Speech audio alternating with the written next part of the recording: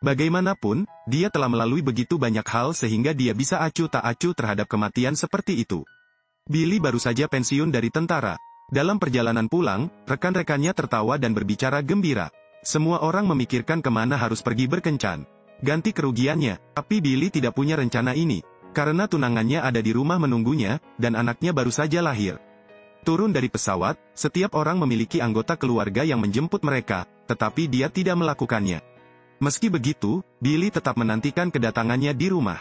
Karena tunangannya ada di rumah, dia berencana untuk menikahinya. Namun Billy ketakutan dengan pemandangan di depan matanya.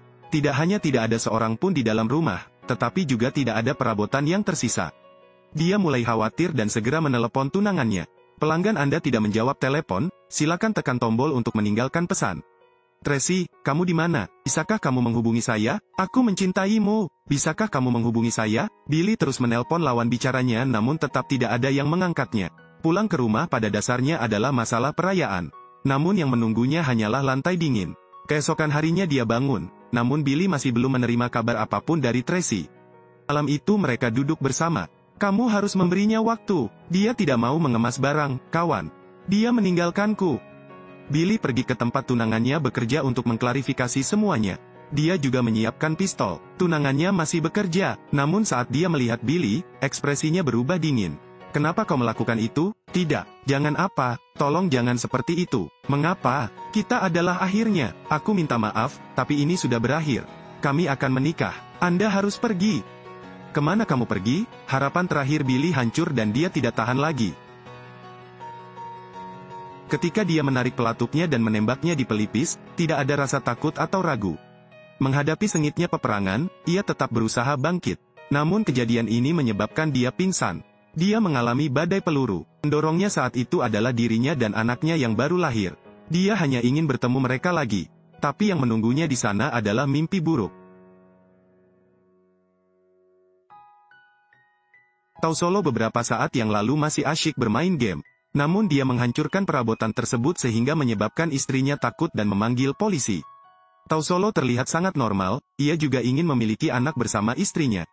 Namun dia belum bisa lepas dari dampak perang. Sesampainya di rumah, dia mulai lupa. Psikiater mengatakan hari ini adalah hari Selasa. Namun saat ditanya lagi, Tau Solo belum bisa menjawab.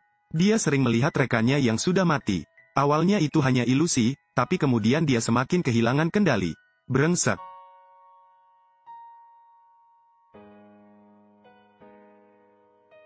Melihat suaminya seperti itu Alea ketakutan.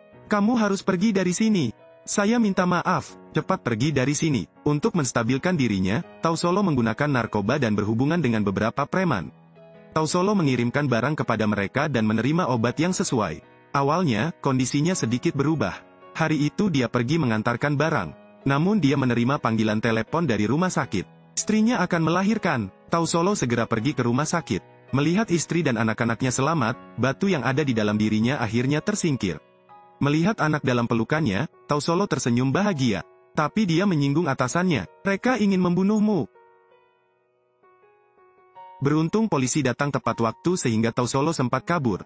Hampir lolos dari kematian, dia pergi mencari Michelle. Demi keselamatan Tau Solo, Michelle menyerahkan pusat perawatan kepadanya. Sangat sulit untuk mendapatkan posisi ini. Awalnya dimaksudkan untuk menyembuhkan fobia pasca perang.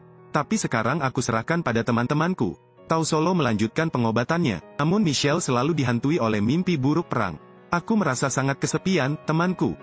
Bagaimana sindrom trauma pasca perang mempengaruhi mereka? Michelle berbalik, menyebabkan anaknya terjatuh ke tanah. Dia bersembunyi di dalam mobil berniat bunuh diri. Lagi pula, bagaimana dia bisa mengambil keputusan seperti itu? Michelle adalah seorang pensiunan tentara. Dalam suatu aksi, rekan-rekannya terkena peluru. Michelle ingin menggendongnya kembali untuk berobat, tetapi dia terjatuh. Otak kawannya terluka dan lumpuh. Setelah ini, sang kapten ingin Michelle beristirahat sejenak.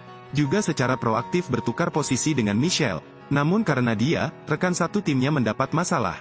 Michelle adalah seorang prajurit bom, memiliki dia di tim sangat aman.